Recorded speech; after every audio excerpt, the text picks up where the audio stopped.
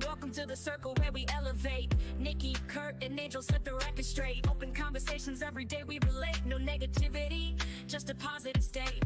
Finding good vibes every story we share. Support each other, show we truly care. In this community, love is always there. Through the highs and lows, we're a team, we swear. In your circle we rise and fly. No drama, just love, we reach the sky. Support and shine, keep the vibe alive. In your circle, together we thrive.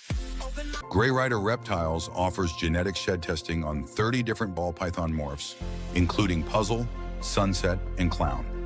Visit shedtesting.com for your shed testing needs and for fast, reliable service. Angel Caro Reptiles is your one-stop shop for your 3D printed reptile enclosure and shipping needs. From offering products in a variety of colors to customizing orders to fit your needs, Angel Caro makes sure each piece is up to his meticulous standard. Contact Angel Caro today to place your order or submit an inquiry. Hello, everybody, and happy Saturday. What's up, everybody? Glad to have everybody here. Angel, do you want to introduce our amazing guest for today? I do. We have Ron, amazing Ron from BBM. Let's just bring him out. I love it. There he goes. Hello, Ron.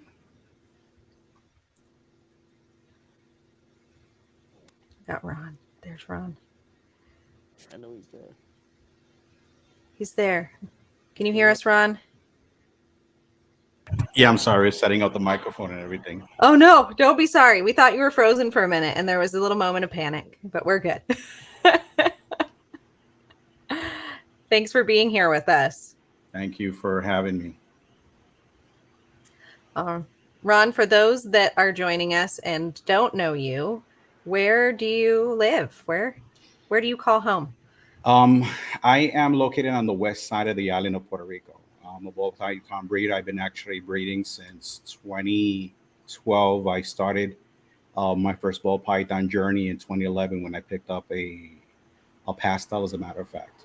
And basically, YouTube opened the door for me, and from there, it never shut. That door never shut. That's an exciting start, and with a pastel, nonetheless. Yeah, at that time, that was the gene.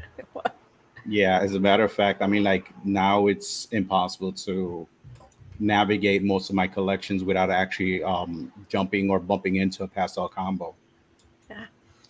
Yeah, that's something that we run into here as well. We actually are one of the people that are not pastel haters. So we've got quite a bit of stuff with pastel. And, you know, and going forward, we're trying to pick stuff that doesn't have pastel just because of the sheer amount of super pastels and pastels we have. You can't shake a stick out in the shack without hitting it. Yeah. The only good thing is that when you get to that point, you know, you're avoiding a white snake or you're avoiding normals. Mm-hmm. So, you know, that's a plus side to it. Yeah. You're absolutely right. It has its place. Pastel works and a lot of things. So it works in some things and it doesn't work in other. It's like any other gene. You know, they work where they work. But yeah, it's basically keying down on the combination that's going to convince someone to actually jump into that project. So it's like I would say basically each gene has its specific ingredients to someone's particular projects. Yeah. So And I mean- being out there on the island, how do you like? What's like? Can you give us a glimpse of like the scene? Like, what's it like out there? The comparison that I would actually say, being a ball python keeper and breeder, I would actually compare it to like any small town USA. There's always that small circle of people that actually are share that same common interest, and it's basically searching out that groups while you're trying to figure out your own path in all this. Going into social media and different outlets to find not only advice on what projects you have and where to take it, but also the husbandry and, you know, the different types of problems that you're going to come along. And that's where you actually start connecting with people. And going back to the small town USA, um, that's how we connect, and that's how we find out these breeders. And luckily, there's always that small few that are just as obsessed with ball pythons as as you are, and then right there you find your market. So do you do local sales only, or are you able to ship through Morph Market? Where do you find most of your revenue from? Well, it's kind of like a combination of a few things. I do have a morph market page.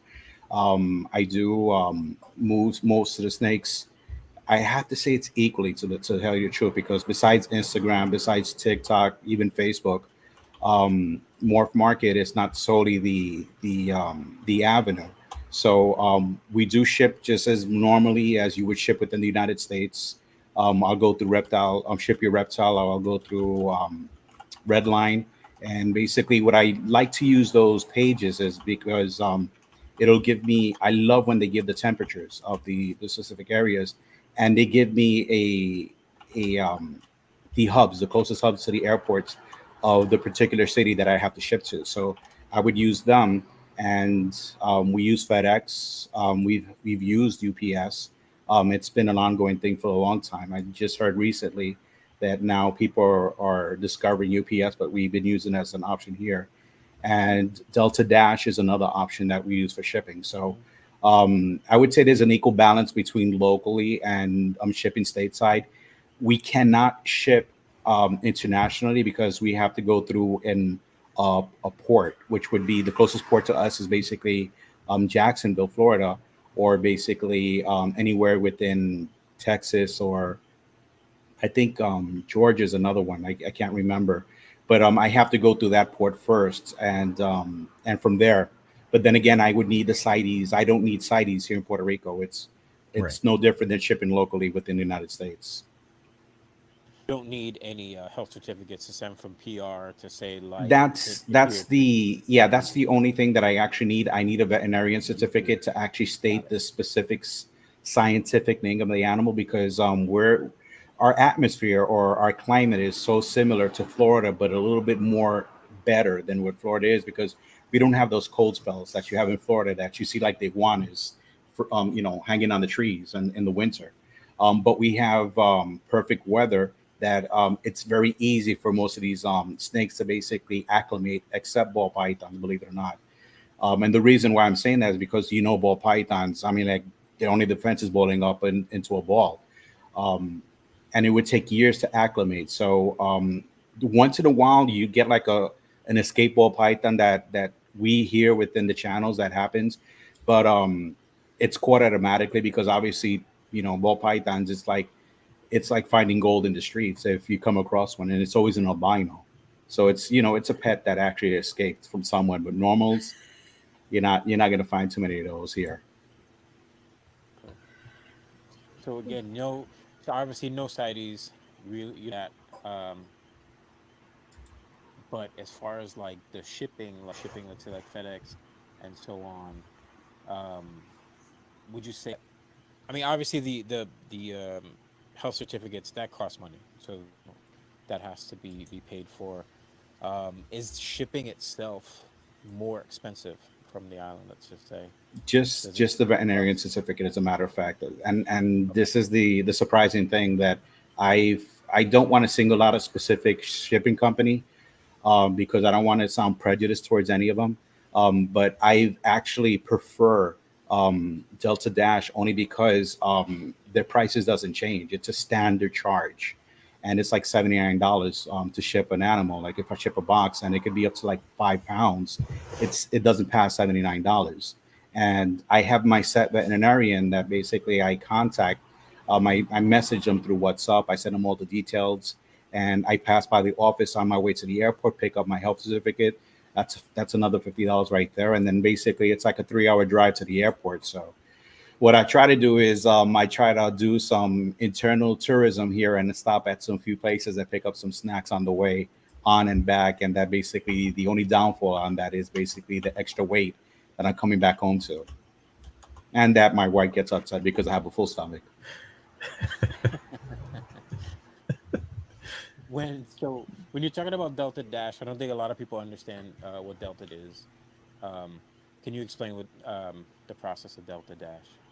Well, I mean, like it's so incredibly convenient because Delta has a website.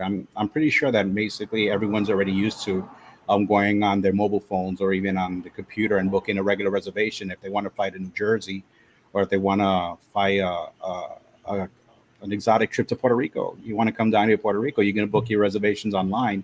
Delta has that same option, but it's through their cargo webpage. And in there, that basically you're going to state the species of the animals that you're shipping, the dimensions of the box and the size, and then you create everything yourself through the computer. And if you're struggling with that, you can call Delta Cargo's reservations, and they'll do everything for you. The beauty of that is I get to pick the flights. There's some flights that has longer layovers. I could pick the layovers. If some of the cities or some of the connection, because Delta, not Delta, FedEx, even though if it's Ship Your Reptile, Red Light Shipping, Reptile Express, they're basically the brokers to connect you to the ultimate shipper, which is FedEx. FedEx, you don't know where that connection is going through. So if you're sending a reptile, especially on the winter, and it's going through one of the airports, which I believe one's St. Louis, the other one is New Orleans, and I can't remember where the third one. Missouri. Cincinnati is another one. Depending where in the states and the time that it's doing that layover, it could be freezing. I mean, like you could put 48-hour heat packs or 72-hour heat packs, or you're taking a chance on that. And the same thing in the summer, as a matter of fact, if it's too hot and if it's one of those cities and you don't have the cryo packs, you can end up actually having a big problem. And tracking within the transit when making the connection, it's not that fine tuned like it is with Delta, because Delta, they scan it once they pick it up. They scan it once it's loaded for a specific flight. They scan it when it actually arrives at the connecting point, and they scan it when it's loaded on the plane, and it scans when it actually arrives. And then basically you get the email notification that the person actually picked it up. So those are the benefits that I actually found with Delta Dash. And because FedEx, most of breeders who actually use FedEx for shipping, they prefer shipping to hubs.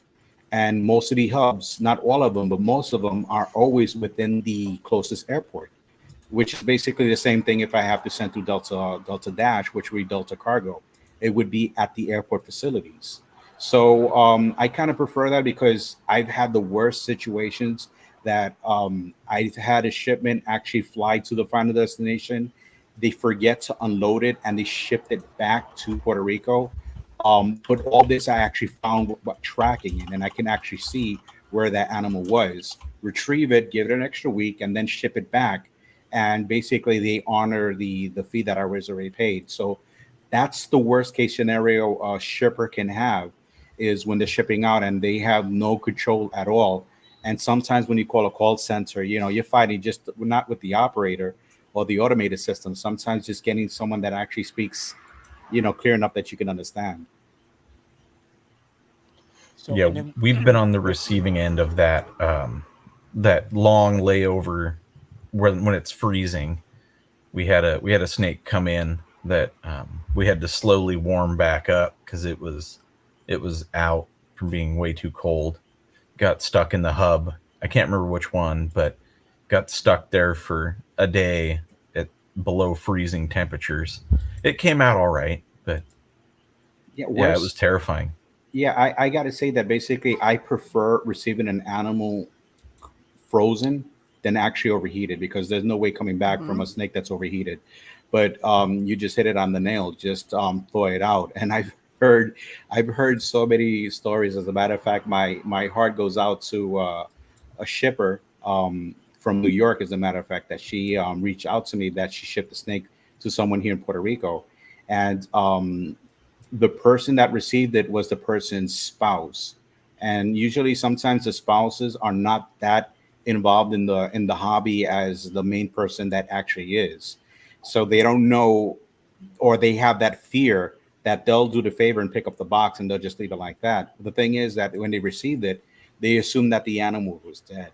and actually it wasn't dead. It was cold, but the person didn't give the animal the chance to thaw it out, and because they assumed it was dead, they left it and they put it in the freezer and waited for their spouse to get home to actually look over the animal and then reach out to the breeder who shipped the animal. And she talked me through all this, and she actually had to refund the money that was paid, and it was over $2,000. So, Oof. sometimes, and this is something that I learned from Kabilka.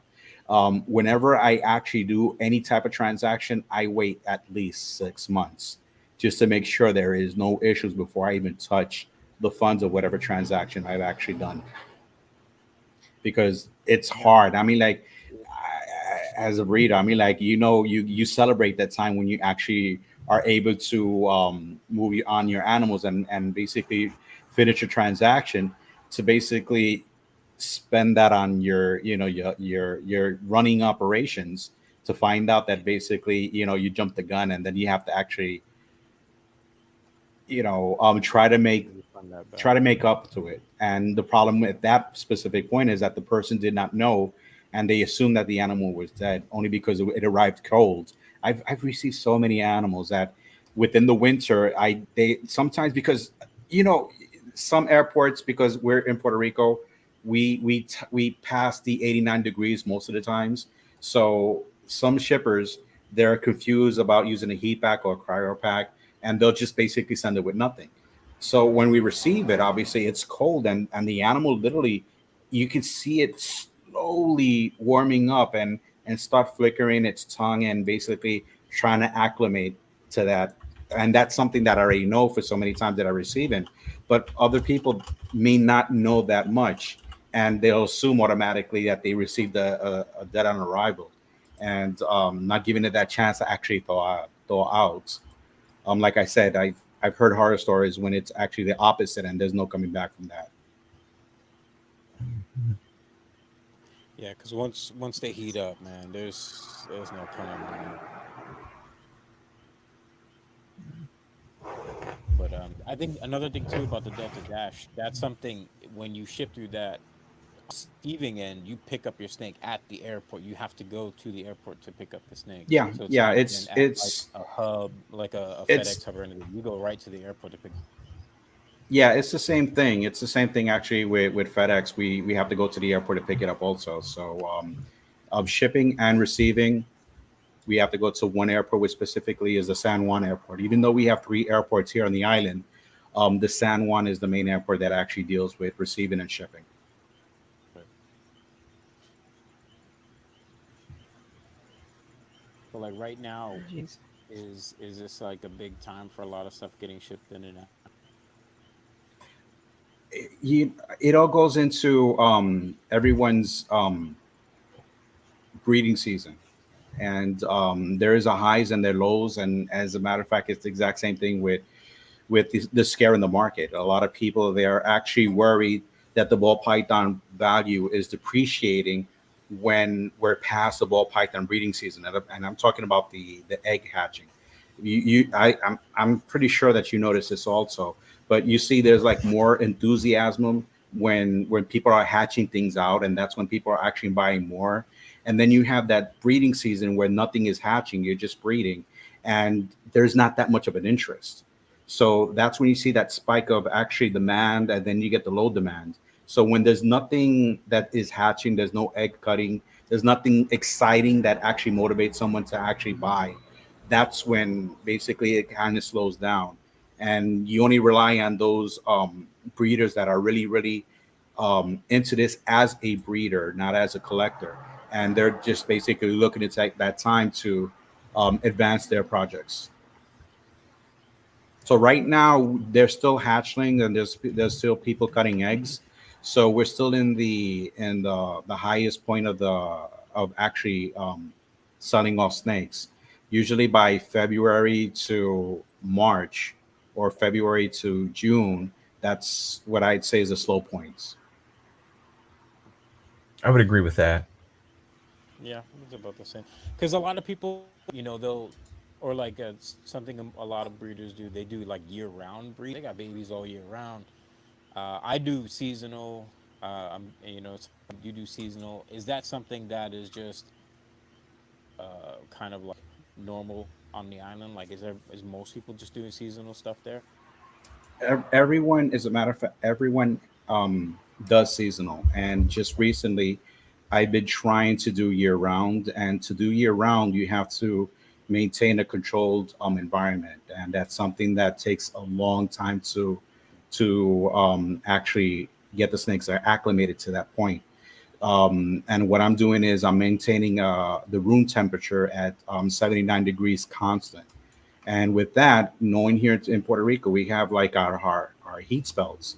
So we get temperatures that basically passes 90 up to 100 most of the times. And having a controlled room environment, I have not successfully had a year-round breeding. But like I said, it's something that takes over a year to 2 years to actually start it out.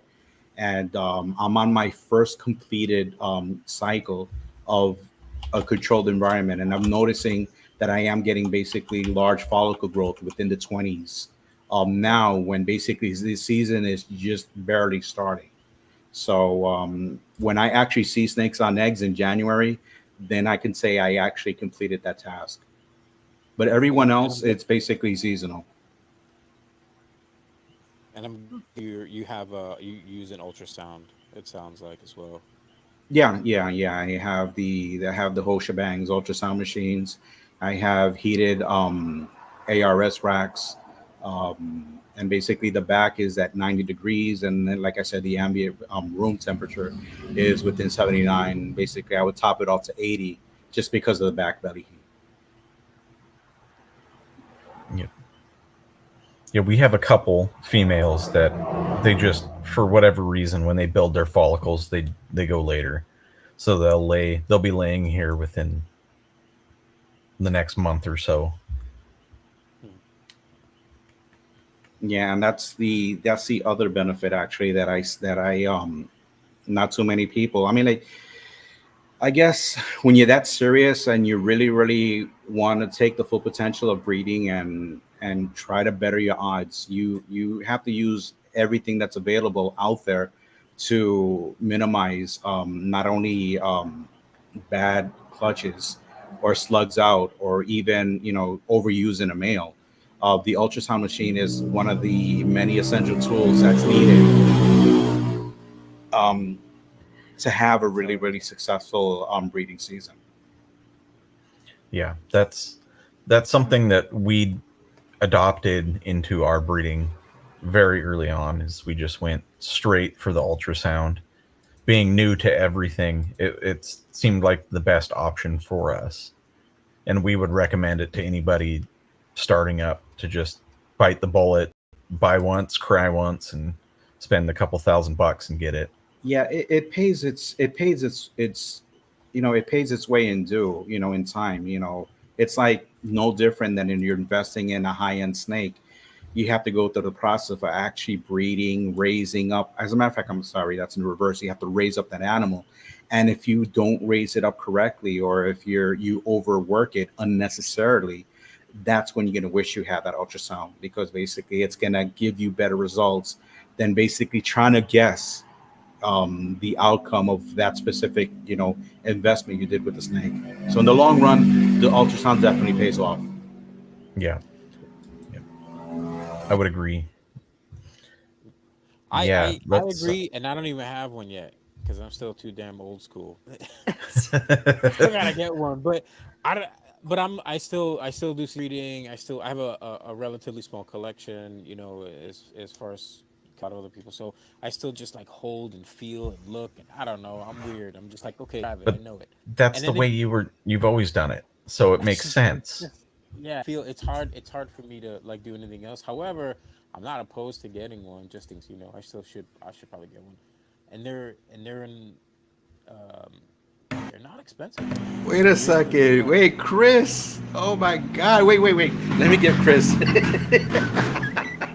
I gotta give Chris, man. I gotta give Chris a heart emoji because he gave me one. So I gotta throw a big shout out to Chris and man. I love you, man. But going back to going old school, I'm not against that, because I mean, like, you have to go old school, honestly, when you're starting working this out. I still use a pen and paper. I still jot down my pairings. And before ultrasounds, the way that I was figuring out, because I suck at palpitating. I cannot, it's hard enough for me alone to identify yellow belly. So just going back with palpitating, I can't even touch that topic. But what I would do before is I would weigh my females, and I would basically jot every minimum time that I noticed the increments of weights and the aggressiveness that they would eat.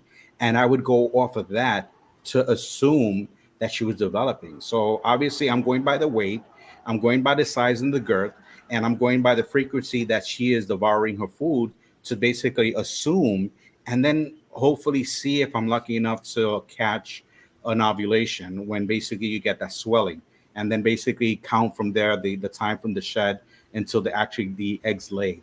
And like I said, that's basically how everyone actually started. But then again, as years go on and you expect a lot more from your projects, you want to better your odds. And bettering your odds, you want to have that knowledge of knowing that you're not overworking a male, or if a female basically just does not connect with that male. Maybe there's some tricks. And something else that I also like to do is I like to go international.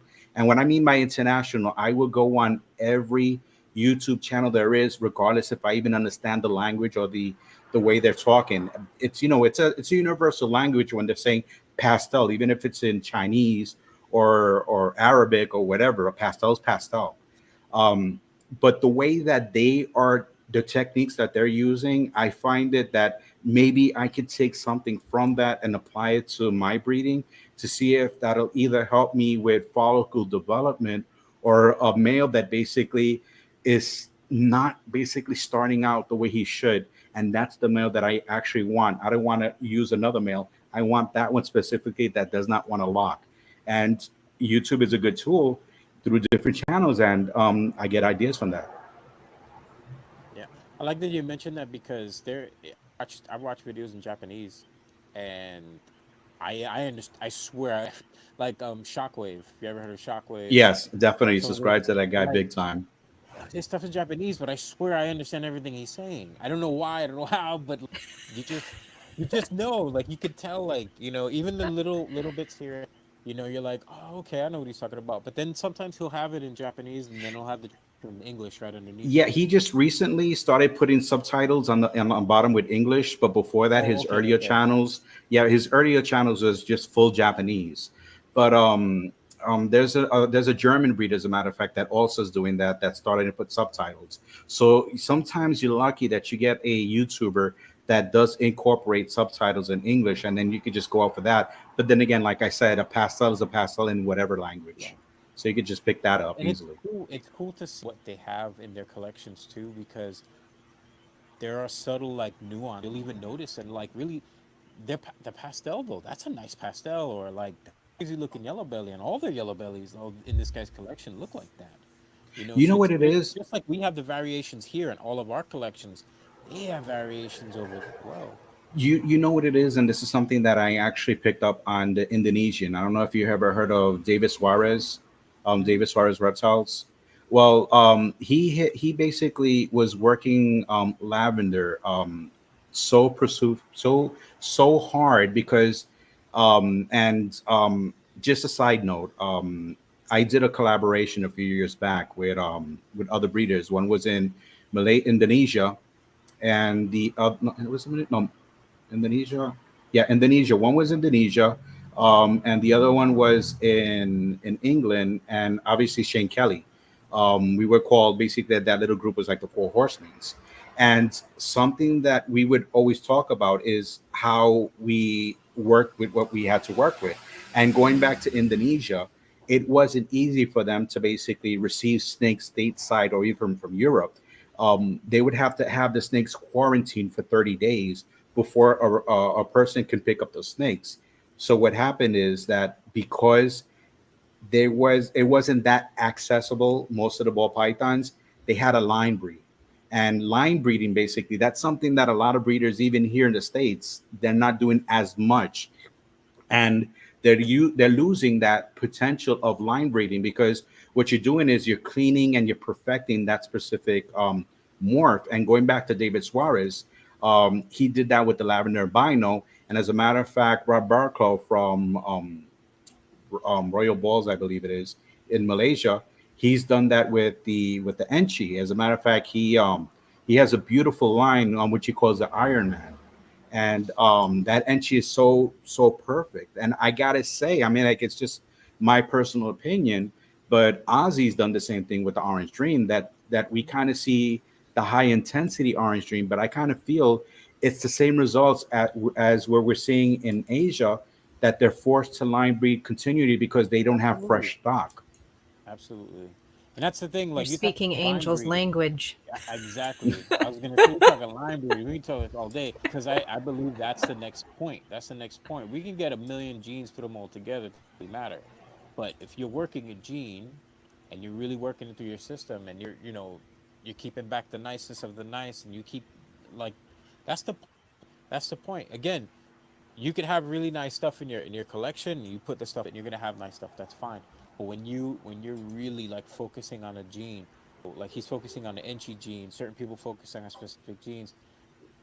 When you single gene animal, people are like, "Wow, that looks amazing. Are you sure that's not or that's a this or that?" Nope, this is a single gene. I've been working this line for a really long time. Blah blah blah blah blah. And I think that's something we need to do more of. I think we need to not just buy genes to make combos, not just buy, oh, that's nice and that's nice, that's cool, but, like, really think about what are the genes I want to work with, how can I elevate them and make them better? How can I, like, make it to the point where someone's like, I know that that's a Rob Barraclaw Enchi. I could see it from here. I know that that's his Enchi. Like, that's, I think that's should be where a lot of be going. That's where I want to go. That's what I'm trying to do with a lot it's of stuff that I'm it's working. it's kind of hard. I mean, like, I got to be honest with you.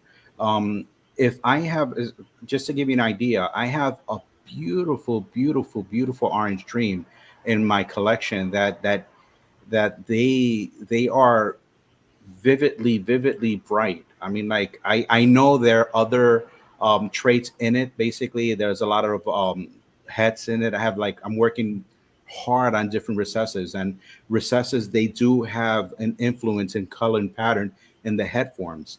But I have orange dreams in my collection that are so brighter, only because it's the same lineage. I've been using the same orange dream. I've been breeding daughter to father, and then son to mother, and it's the same one. It's the same one. It's the same one. I haven't added any orange dream externally from any other collection, but I maintain the ones that I had from my very first orange dream in 2013.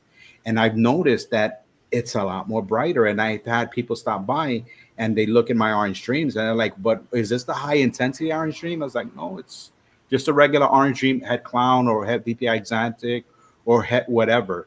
And it's a little bit more intense. So I have to actually chalk it up to line breeding, only because I haven't added that specific gene externally from what I had from when I very started with that specific project. Yes, and that's how, again, people ask you, is that a super sensitive? Again, it's a testament to what line breeding can actually do in your collections.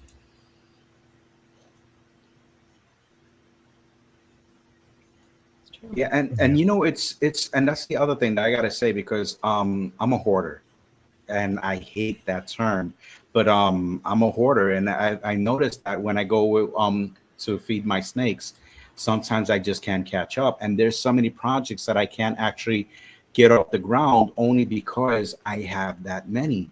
And when, for example, a new recessive comes out on the market, and I love the way it looks, and I want to add something else on that, the problem with working recessive project is it's a longer game. It's a lot more longer than basically working codowns, especially if you want to put codowns into that recessive and you're working multi-recessive. So to get a visual, even on a one double head to double head, or of a single recessive gene, just to give an example, a clown, you could have like 8 females, and you're only going to hit one visual clown out of those 8 head females. And when you're working multi heads, you need more females to better your odds. And seeing that there's so many projects that are coming out, and going back to YouTube again, I have to like step away from YouTube and concentrate on my own projects to basically complete them, because I'll see something else that I like so much, and it's like, wait a second, I have to add that on, without thinking that's another 5-year run, just basically adding that in. Let me just finish what I have and then worry about the next project that's out there. And it's hard. It's hard. I have an addiction. I have a problem.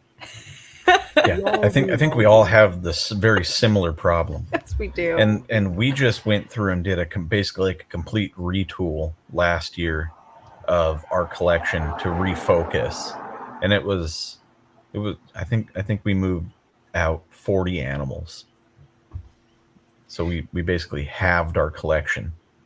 Yeah, and then sometimes there's a project that you move out and then you instantly regret because you saw how it actually worked, because someone took it in another direction that you didn't think about, and then you're like, oh God, I gotta start this all over. That's why those animals, you got to try to make sure those animals, people so you could keep track of them and be like, hey man, can I borrow that? Or can I get a baby out of that? Or like yeah, but remember, this is the interesting thing about this. We're talking about a 3-year startup for each individual project. Minimum is 3 years. So if you move said project to someone else because you wanted to downsize and you want to focus something else, focus specifically on a project that you have, go back 3 years to figure out who you actually sold that animal. You found out that person moved it on also. So, that's gone. It's gone through the system. That's so true.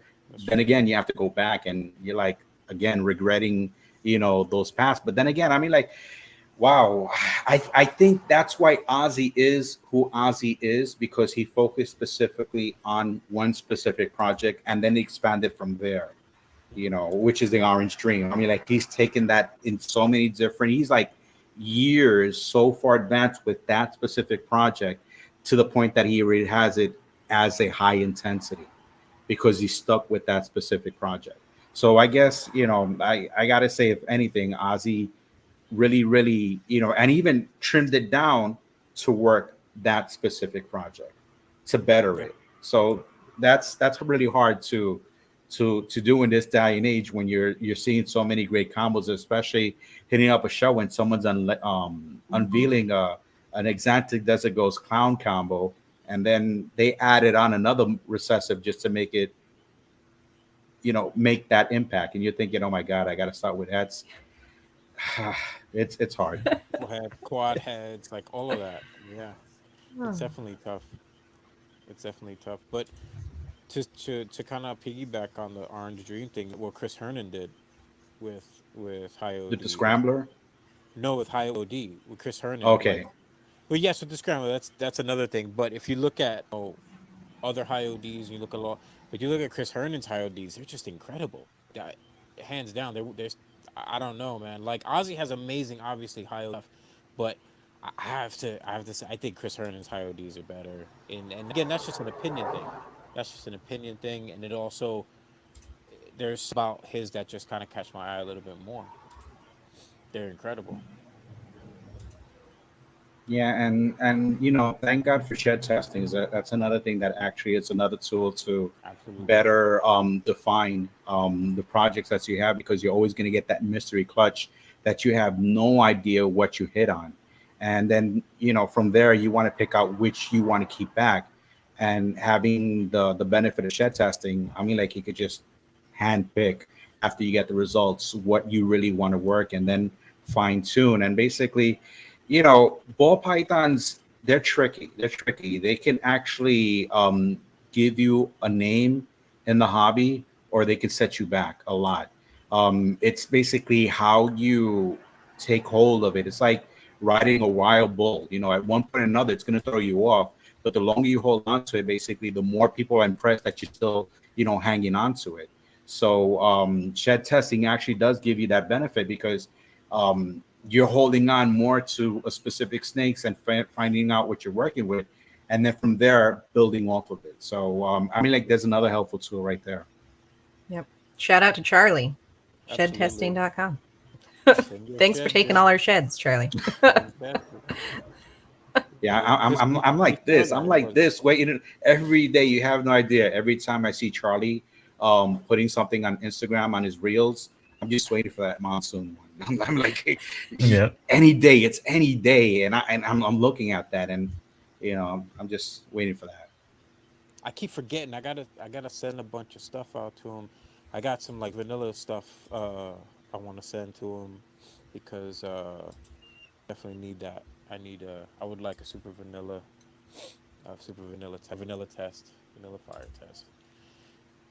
But I don't know. I think when you are working genes and then it becomes uh yes, they get nicer, they get better, and all that stuff, and you're rocking them in your collection. But then you kind of get known for that. Like they're like, oh, this guy, he's known for the orange dream. This guy's, or this, she's known for, the most amazing pastels.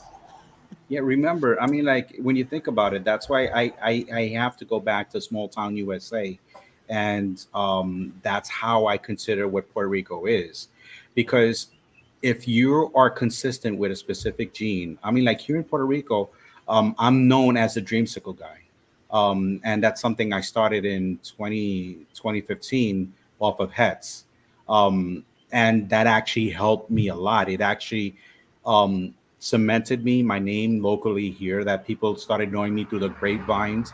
I'm always getting a shout out from someone that's looking for something. And when someone actually gets to the point that they produce their dreams of combo, they always go back to, I picked one up from Ron. I started this from Ron. And like, I going back to this, when you are working a specific project, believe it or not, you become an ambassador, to that specific project that actually is going to help you get your name out. So that's the other benefit of actually working really hard on a specific project and staying with that.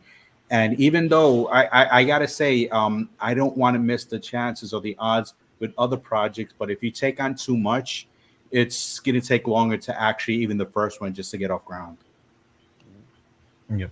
And not to mention the size of facility you're gonna need when you start getting into these multiple recessive, multiple codom projects. You're gonna need racks for days. And the amount of rats you need to feed everything. Yeah. Rodents. Yeah, that's what I kind of love. I kind of love actually having byproduct, and what I mean by byproduct is those snakes that does not give me the visual results that I'm looking for, and I end up with a lot of possible heads or whatever, because there's so many recessive genes in that. I use them as bitcoins, as a matter of fact, to trade off a rodent. So whatever I can't apply myself, I use the snakes basically, and from that I make trade, and I go all over. There's always someone that's starting in the hobby that can actually use a triple head, and they'll gladly give me 100 rats because they only have 4 snakes in their connections. And there's actually people that are tossing rats away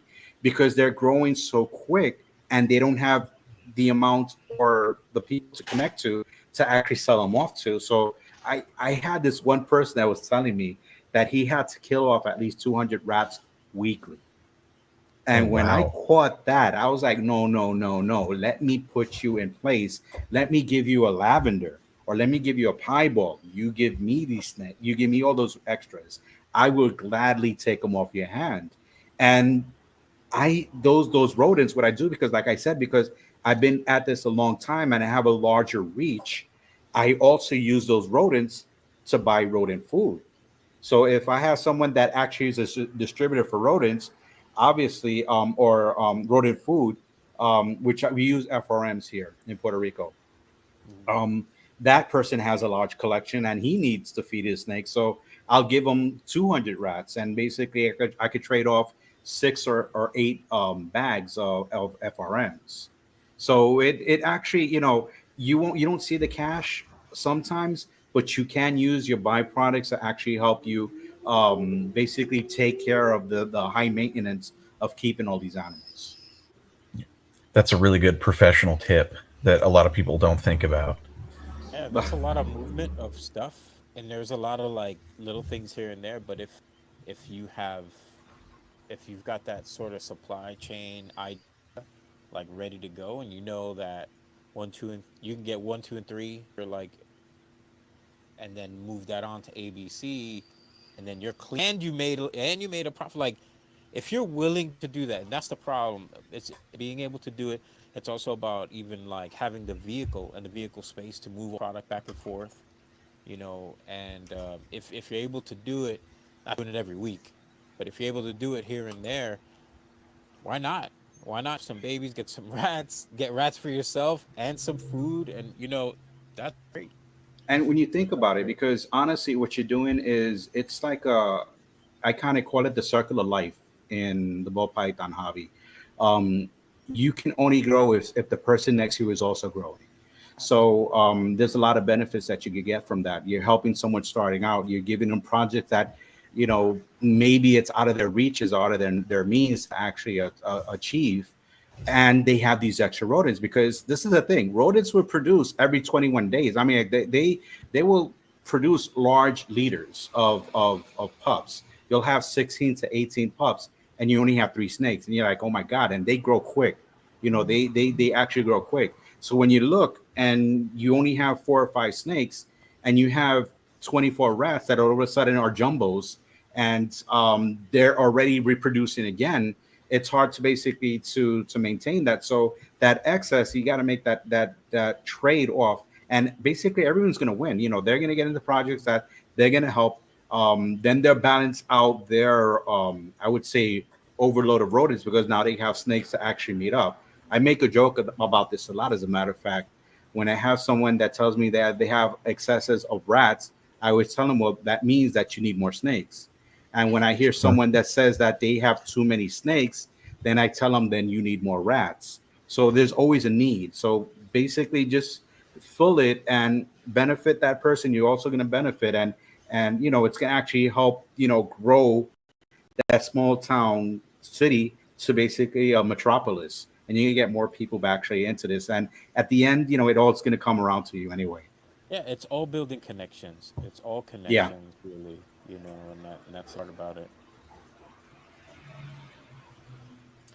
Yeah. Makes me think of when we first started out with our rats, and people would say, well, you can't sell them to other people to breed because then they're going to be in competition with you. And I said, but if we need rats down the line and we're the only ones breeding rats, we have nobody to buy rats from. So I need more people doing the same thing. The same Yeah, thing with that's snakes. Yes. When you could put a snake in someone's hand, they're not competition. They're basically widening the spectrum. So there's always going to be Yes. someone else that's going to actually start new into the hobby. So there's no reason to fear competition, because you need it to actually make the growth. Absolutely. no, and it's like you talked on earlier. They might get some snakes within the same project that you have. They might hit the odds when you miss, and you might be able to pick something up that you need to further your goals from them. And there's plenty of most places, including up here, there's plenty of market share for everybody. Mhm. And there's ways to do things, like I knew a guy go who he was into fish, and he was a fish guy, and he opened a fish store, but sold no fish tanks.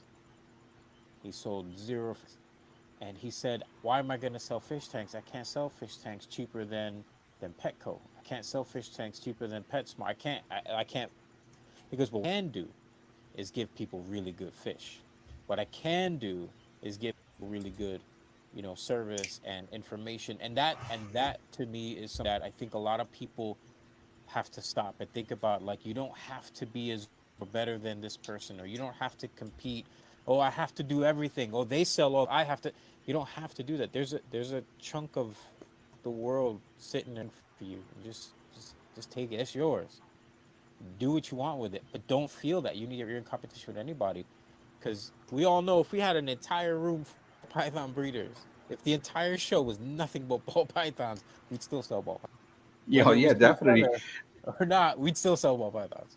Just recently, we had an expo here locally in Puerto Rico, and it wasn't as big as it was last year because I kind of feel like the promoter wanted to add on more animals to attract more people into the venue.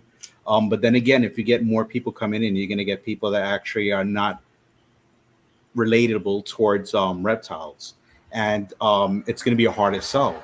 There were people that actually made sales, and I made one or two sales, not as much as I would expected, but the persons that I actually sold to were people that never actually thought of picking up a ball python. That just they just went to the event. So everyone starts somewhere. Like going back to my own personal experience, I used to actually go back and forth with that person that sold me that first pastel because I couldn't justify why it cost $90 in those days. Now, as it's a transition that basically it took me a while to get to that point. But unless there's someone new that's actually acquiring something and gets to the point of learning and start appreciating it, there's never going to be an outside growth. And it's always going to be a small circle. So we have to promote it the best way we can. Absolutely. Absolutely. 'Cause just like Nikki and Kurt were saying before, if I run out, I know the guy down the road who bought rats from me breeds them. I can go, like even here, my friend Dylan lives literally like everybody knows Dylan's right down the block from like a couple blocks from me. If I only breed rats. I don't breed them for sale. I only just for myself. But if there have been times where I stuff and I call him up, he's got plenty. And there's been times he needed something, and I'm like, yeah, I got. Do I have extra stuff? Absolutely, I do get extra here and there. But if I had, I mean, I can't. I don't need jumbos. Like all my retired breeders, I I can't feed him off. He has Burmese. Here you go. Like I don't need him. So he's that's how we met. I gave him two big garbage bags full of rats. Two garbage bags full of jumbo rats. I was like, hey man, here you go. I don't need this. But that's it. That's just how that's what it is. And there's no competition. We should help each other, as best we can. As best we can. Yeah. I think with that being said too, like there will be times where we might not have a lot going on. So being able to lift up and shout out the people that are doing amazing things, because it goes a long way to be able to support each other too. Yeah, I mean, Yeah, it's like, not. go ahead. I'm sorry. Oh, I was going to say it's not always the easiest thing to be involved in breeding ball pythons and rats. There's tragedy, there's misses. Some like this year we had a bad year, but that's like that one good golf shot. It's going to keep you coming back. You hit it on the nail, as a matter of fact. I mean, like, perseverance is key to all this because there is so many bad seasons that basically it'll take you down. And I kind of feel, again, going back to YouTube as another tool. YouTube is an inspirational tool, as a matter of fact. And I gotta say, I slacked off myself because I do have a YouTube channel, but I slacked off on contents. But I in my snake room, as a matter of fact, I have a TV in my snake room, and while I'm cleaning and I'm going through my daily chores with there, I'm listening to whatever channel that I have because sometimes there is a project that justifies a project that I've been working with or I have in my collection that I didn't think of actually working that specific path. So if there's less content, there would be less motivation or inspirations for someone that's just starting out and just relying on a snake that they picked up at a local Repticon or a Petco. They won't go beyond that, and it'll be a fish tank snake. To basically make that transition. Well, we need to see breeders that are making things that inspire us to actually, want to get those goals. Yeah. In all And honesty, speaking of YouTube, oh, sorry, Angel. I was going to say, speaking of YouTube and our amazing community, for those of us that are watching YouTube tonight, don't forget to tune in to Wiz Constrictor's Sophisticated Ignorance for round 2 of the Bosa family auction tonight. It's another great way to support our community. Go ahead, Angel. Yeah, that I was gonna say. No, sorry. I'm sorry. Definitely. You got it. Ditto. We do, absolutely. I was gonna say YouTube is actually how we connect first time, because I think I shot you a message on YouTube. I can't remember how it happened, but I think I was following your YouTube channel because I was like, oh whoa, I was like, oh shit, somebody's ball pythons in Puerto Rico. I was like, oh, that's cool. Let Yeah, me see what's going I, on over there. I And I then we just get that a started lot. talking. And we've been talking ever since. We've been talking ever since. It's been how many years now? Yeah, I Yeah. mean, like back in the days and stuff. I mean, like it's that's the other part of connecting and reaching out, basically breaking out of your shell, to just share what you have, because it's basically making those connections. You have no idea how far it could take you. I mean, like from YouTube, it brought me to expos. And so expos, I started to connecting the people that were making their YouTubes, and from there, connected to other people, and it continues and continues. One of the scariest conversations I actually have with one of my YouTube followers is Peter, and Peter's up in Russia. So with everything that's going on, he's like the most exotic person that I get in contact with. Besides him, I get in contact with a lot of people from the Netherlands, Venezuela, Mexico, a lot more further than my small community that I have right now. And YouTube gave me that platform. So I got to say that again, everything is it goes hand in hand if you really Absolutely. want to actually grow your collections. Yeah. And You as to it, we go to YouTube looking for stuff, and even to this day, I don't see a lot of information on specific genes. Like there are some genes you could find 50 on that one gene. But then you go and you look up one particular, and it's not like it's a gene. Like you go look up something, you'll see maybe one or two, a handful of something, and then you try to look up information on it, the ball pythons, and it's tough. You just can't find. But then you go on Instagram and you see somebody who's working that gene, and like, I like that gene too. What are you doing? Like, and all of a sudden you start doing that thing, and it's like, oh my god, I didn't even know anybody was working this, and you can collaborate a little bit with Hmm. just ideas, even if you're on the other side of the damn world. It doesn't like if someone's doing something and you're really excited about it, nobody else is doing it, but just you guys are doing it. That's okay, and you sort of grow that together, and that could potentially move on to more information, maybe coming out in your Instagram or something like that, because we feed off each other, we bounce off each other, we inspire each other. Yeah, it's and you kind of hit it on the nose, and that's why I'm kind of a little bit it's it's a little sad that you're not seeing that many contents about specifically ball python, because that's when you're noticing that you know something has to spark it up again, because there is a lot of people more than you can imagine that are working ball pythons in places that you would never imagine, and they have incredible projects that you just can't find on Instagram or Facebook or anything, um, unless that person actually posts what they're working.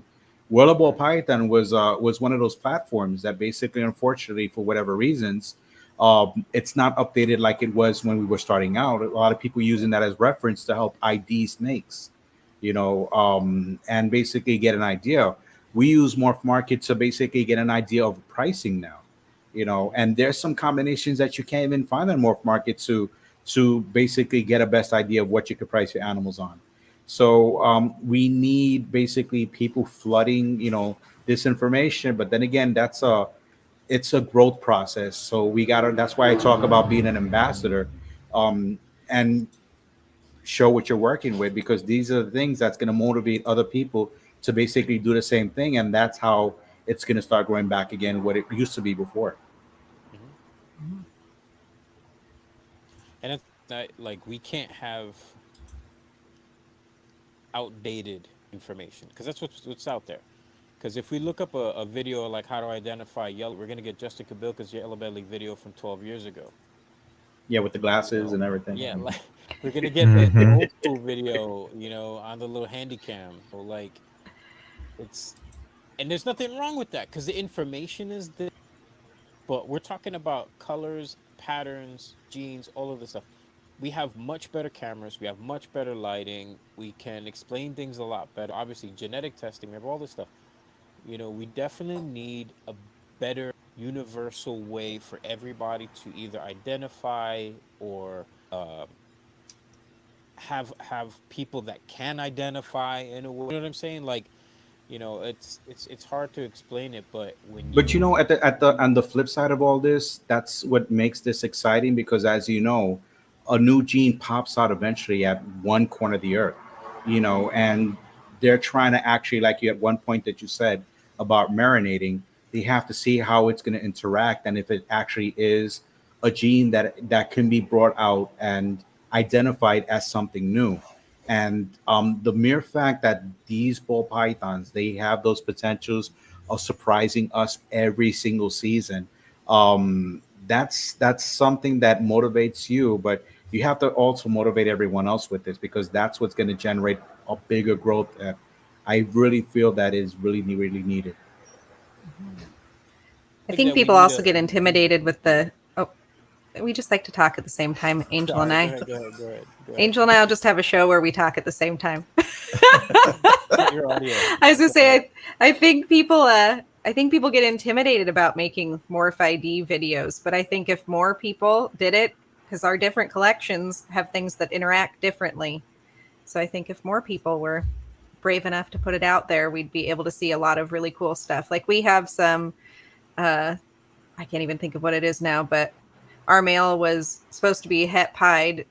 We had Charlie shed test all of the whole clutch, and nothing was het pied, and everything had really what looked like really strong het pied markers. Not a single one is het pied, and it's the interaction of the het clown coming through instead. So being able to share those things, which we should do now, we should You make a know, video of it. and I gotta say, it doesn't even matter. You don't have to be 100% right. Yeah. Making mistakes and basically, going through it and having someone pointing out, listen, that's not what it might be. So it'll give you like a second chance to actually rethink things that you have. So, you don't have to be right, 100% of the times. I mean, like just point out your mistakes also because that's the part of basically training your eye. And Hmm. other people are basically training because let me tell you something. If I'm posting a video, if I'm making a identification video of going back to pastel, and it's not even a pastel, it's basically just a freaky normal that has a head influence. Someone that is starting out and is learning about ball pythons know how to identify pastel can actually tell me that is not a pastel. Like I think you're looking at it wrong. And that's part of training your eyes is by trial and error. So that actually Hmm. benefits people also, even if you're putting out the wrong information, but you actually think it's right. You're helping someone else out. Yeah, It's just like it's a very good point. Ozzy says, and I agree with him. Unless you definitively know, you know, and even if you know, no, sometimes these genes are sneaky. They do weird stuff, but Hmm. it's a theoretical ID. Just like he said, everybody has to understand. Like we do the best we can to ID. Don't be shady about it, but we do the best we can to ID. It's a theoretical ID. I put a super vanilla to this or this. I know every animal should be vanilla. One copy that I should know 100%.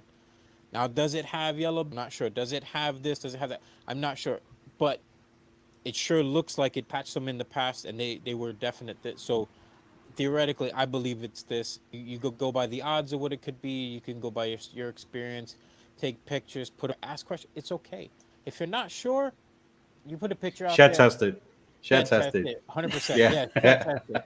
Shed test it, shed test it, shed test it. And if you're not sure and you can't shed test it, let's say there is no shed test available, put those pictures and the pairings and so on, put it out there, ask the people closest to you, and then branch out. The people closest to you are going to be the most honest and tell you and try to help you, and then look for people that are outside of that and they trust and so on. Like, try to get the answer because we want to know. All of us want to know what the damn thing is. Like, oh, what thing? Like, we just want to know. So, again, theoretical IDs the best we can. I've been doing this a long time. I definitely sold stuff that I'm 100% sure on. I've definitely gotten stuff that the person wasn't 100% on either. But I took the chance too because we were both like, maybe I'll buy it anyway. What happens, you know?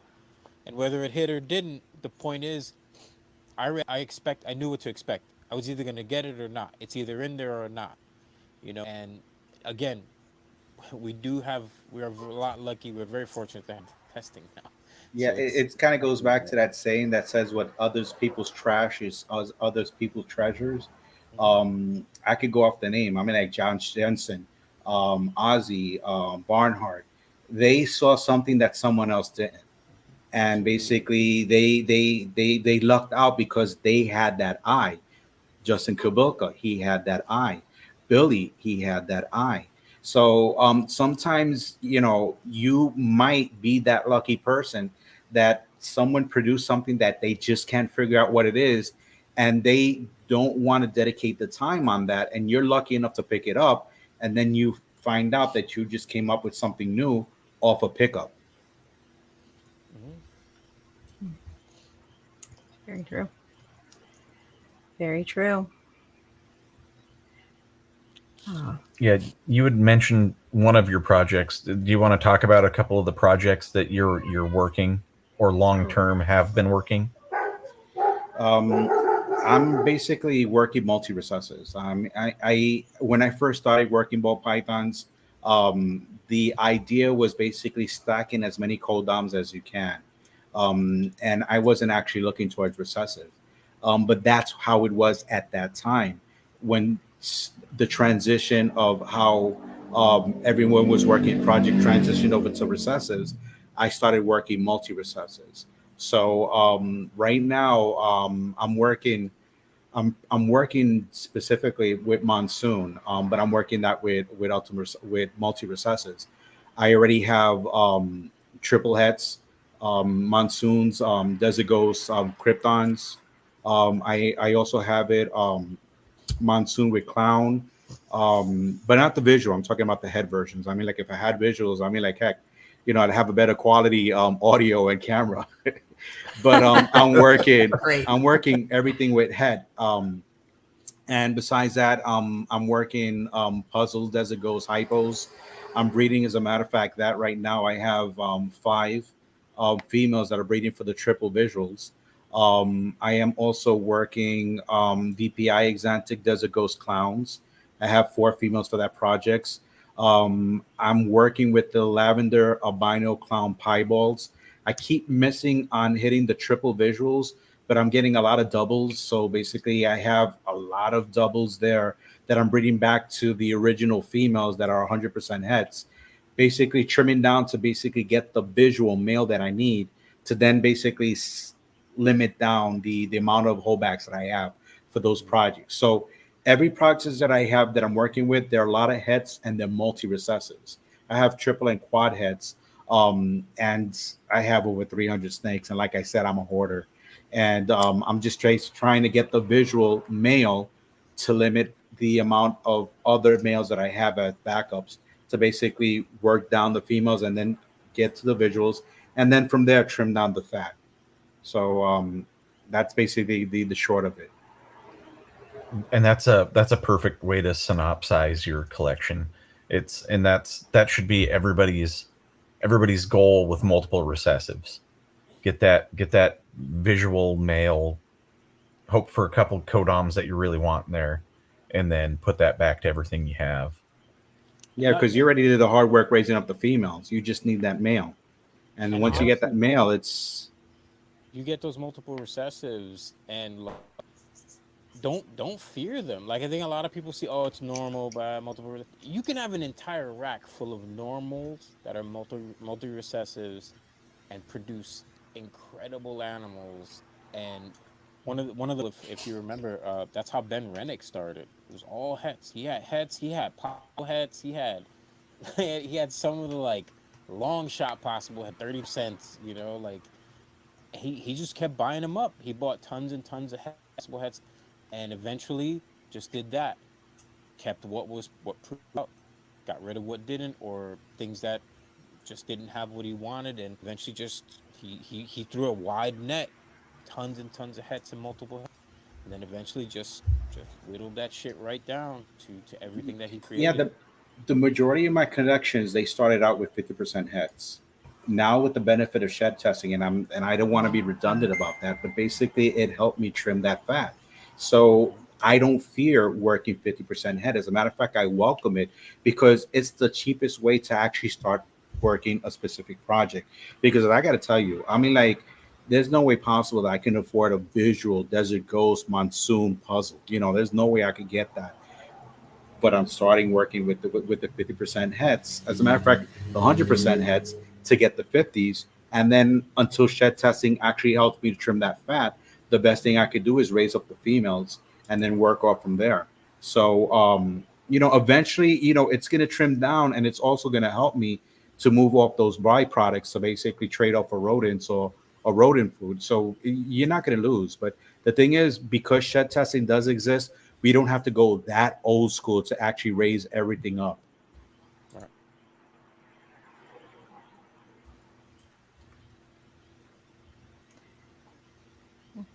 Terrence has a question in the chat. He said, are you trying to get codoms in now or get them in later on down the road? Oh no, all my multi-recessives, they have codoms. I focus specifically recessive because those are the projects that I'm working with, but they all have codoms.